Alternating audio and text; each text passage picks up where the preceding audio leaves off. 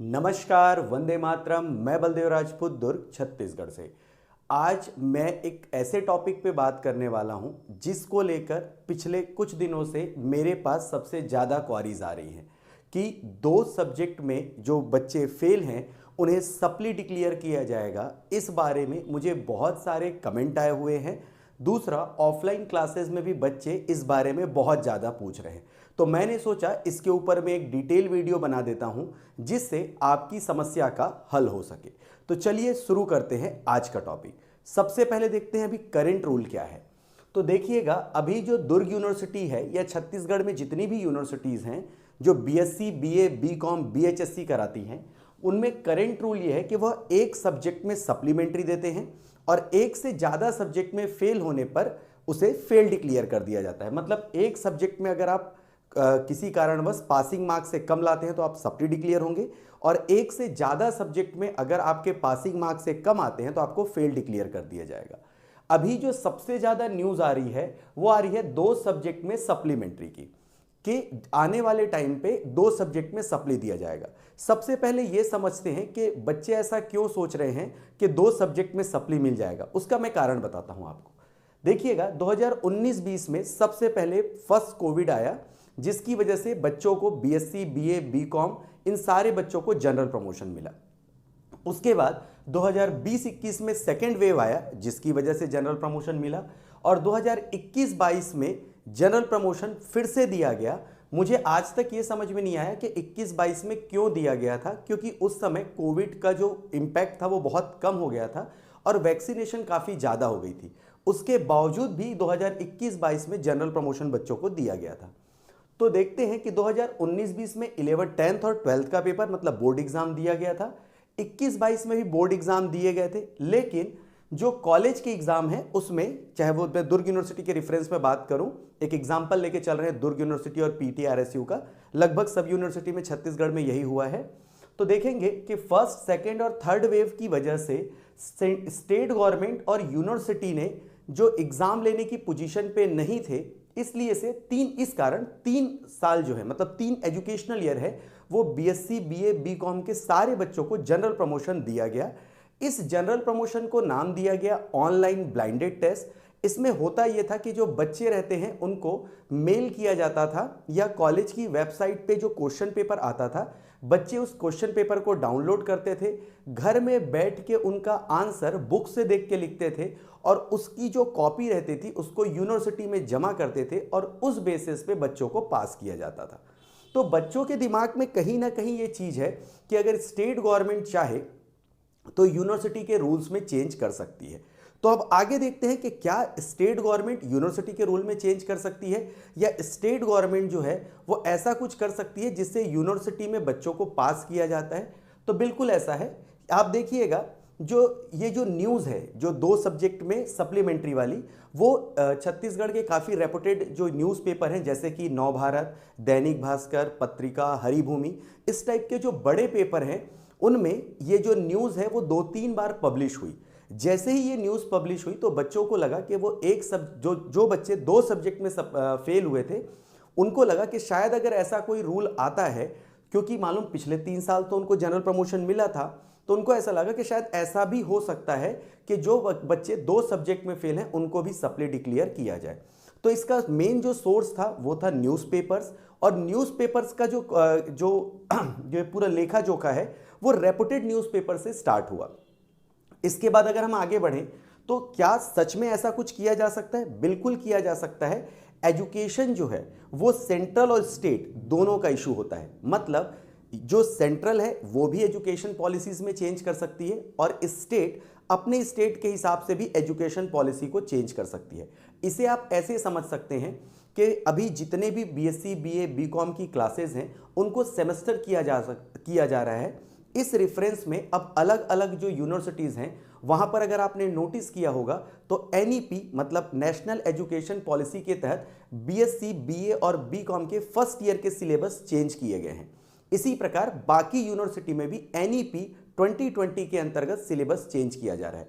इसका सीधा सीधा मतलब है कि एक ऑर्डिनेंस या अध्यादेश पास करके यूनिवर्सिटी रूल्स पे चेंज किया जा सकता है। तो यहां पर देखते हैं एक ऑर्डिनेंस अगर पास कर देते हैं तो उस कंडीशन पे जो यूनिवर्सिटी के रूल्स हैं उसमें चेंज किया जा सकता है। अब देखिएगा यूनिवर्सिटी के रूल में जो चेंज आता है उसका एक एग्जांपल मैंने पहले ही आपको बताया, एनईपी 2020 जो सेंट्रल में किया गया था। अब इस पूरे प्रोसेस में अगर आप देखें तो 2022-23 जो अभी बीता हुआ सेशन है उसमें हुआ ये कि बीएससी बीए बीकॉम में लगभग 70,000 से ऊपर बच्चे जो हैं वो फेल हुए हैं। ऐसे डेटा जो है अलग अलग न्यूज़पेपर्स ने या अलग अलग यूट्यूब चैनल्स ने कवर किया है, जिनमें ऐसे बच्चे बहुत ज़्यादा हैं जो 2 सब्जेक्ट में फेल हैं। इसीलिए बच्चों के द्वारा उम्मीद की जा रही है कि उन्हें शायद 2 सब्जेक्ट में जो फेल से सप्ली में कन्वर्ट कर दिया जाए। बहुत सारे छात्र संघ के नेता हैं और बहुत जो अलग अलग जो छोटी छोटी जो पार्टी जो छात्र संघ को कंट्रोल करती हैं, उन्होंने सीएम सर को एक एप्लीकेशन भी दिया है जिसमें इस बारे में अवगत कराया है कि भाई ये जो कोविड जो पेंडेमिक चला है, जो 3 साल जनरल प्रमोशन मिला है, उसकी वजह से काफ़ी सारे बच्चे ठीक से परफॉर्म नहीं कर पा रहे हैं और इस परफॉर्मेंस लेक की वजह से या इस परफॉर्मेंस में कमी की वजह से वो एक सब्जेक्ट से ज़्यादा में फेल हैं। तो कम से कम जो बच्चे 2 सब्जेक्ट में फेल हैं उनको सप्ली दिया जाए। अब हम ये देखते हैं कि क्या ऐसा कर पाना संभव है या ऐसा कोई प्रोसीजर है जिससे ऑर्डिनेंस या अध्यादेश पास करके यूनिवर्सिटी रूल में चेंज किया जा सकता है। तो सबसे पहले ये समझते हैं कि लोकसभा या जो सेंट्रल जो है वो लोकसभा और राज्यसभा दोनों में ऑर्डिनेंस या अध्यादेश पास करके उसे नियम के रूप में बनाती है। उसी प्रकार जब स्टेट की बारी आती है तो विधानसभा में ऑर्डिनेंस या अध्यादेश पास कर रूल में चेंज किया जा सकता है। तो जो छत्तीसगढ़ की अभी मैं बात करूं तो जो विधानसभा का जो मॉनसून सत्र था वो 18 जुलाई 2023 से 21 जुलाई 2023 तक चला। मतलब जो मॉनसून सेशन था जिसमें ऑर्डिनेंस पास होना था वो अभी निकल चुका है। दूसरा रीजन देखते हैं, सप्ली एग्जाम की जो डेट है वो 24/7/2023 से 7/8/2023 थी। मतलब सप्ली में एग्जाम फॉर्म भरने का भी जो डेट है वो भी खत्म हो चुका है।